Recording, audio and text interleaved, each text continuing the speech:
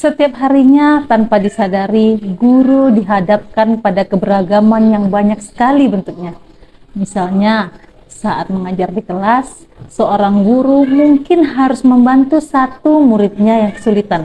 Namun, di saat yang bersamaan harus mengatur cara bagaimana kelasnya tetap dapat berlangsung dengan kondusif. Fakta bahwa murid-murid kita memiliki karakteristik yang beragam dengan keunikan, kekuatan, dan kebutuhan belajar yang berbeda, tentunya perlu direspon dengan tepat. Salah satu cara yang dapat kita lakukan untuk merespon karakteristik murid-murid yang beragam ini adalah dengan mengimplementasikan pembelajaran berdiferensiasi. Melakukan pembelajaran berdiferensiasi bukanlah berarti bahwa guru harus mengajar dengan 32 cara yang berbeda untuk mengajar 32 orang murid. Bukan pula berarti bahwa guru harus memperbanyak jumlah soal untuk murid yang lebih cepat bekerja dibandingkan yang lain. Namun, pembelajaran berdiferensiasi haruslah berakar pada pemenuhan belajar murid dan bagaimana guru merespon kebutuhan belajar tersebut.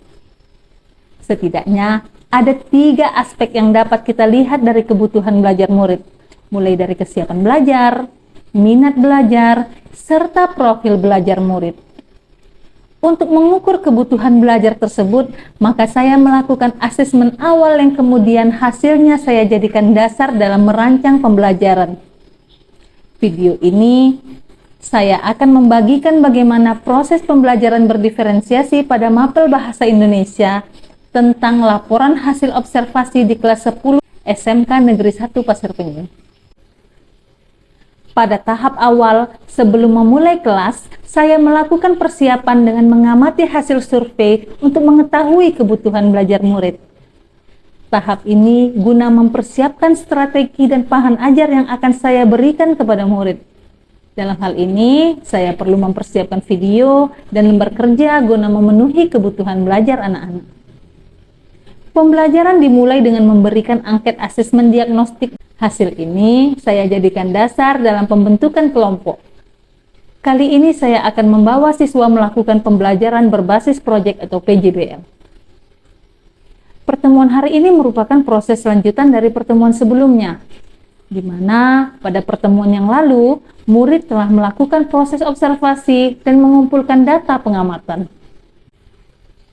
Pada kegiatan pendahuluan, murid disiapkan secara fisik maupun psikis untuk mengikuti proses pembelajaran. Ketua kelas diminta memimpin doa dan memberikan salam. Selamat pagi anak semua. Pagi, Bu. Apa kabar hari ini? Baik. Sebelum kita mulai pembelajaran hari ini, yuk pimpin doa. Ya. Sebelum mulai pembelajaran, mari kita baca doa. Sudah mulai. Selesai. Beri salam kepada guru.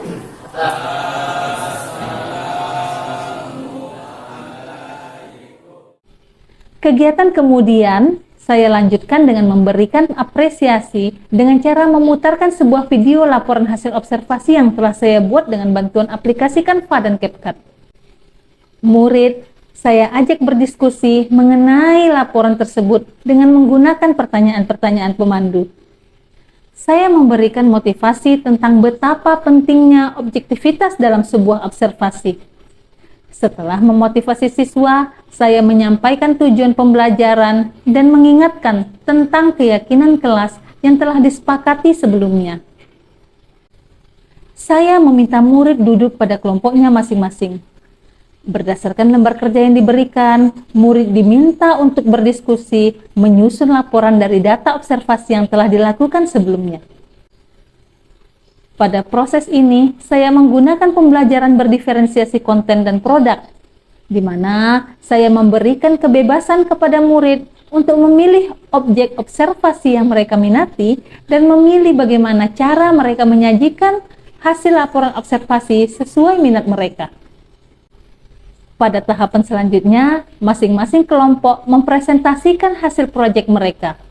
Ada yang menuliskannya dalam bentuk karya ilmiah, ada juga yang menyajikannya dalam bentuk video. Setelah kegiatan dalam kelompok selesai, saya melakukan asesmen formatif untuk mengukur pemahaman murid. Dalam asesmen ini, soal yang saya berikan telah saya kemas dalam bentuk games interaktif berbasis Android yang saya buat menggunakan WordWall. Jadi lebih menarik, cepat, dan mudah dalam memberikan feedbacknya. Pada kegiatan penutup, saya dan murid-murid menyimpulkan dan melakukan refleksi pada kegiatan pembelajaran hari ini. Pelajaran hari ini sangat menyenangkan. Selain disajikan video observasi belalang anggrek, ada juga ice breaking dan latihan soal dengan game Android. Terima kasih Bu Yani. Kami sangat senang dengan HP yang kami punya. Pelajaran jadi terasa lebih mudah. Terima kasih Bu Yani.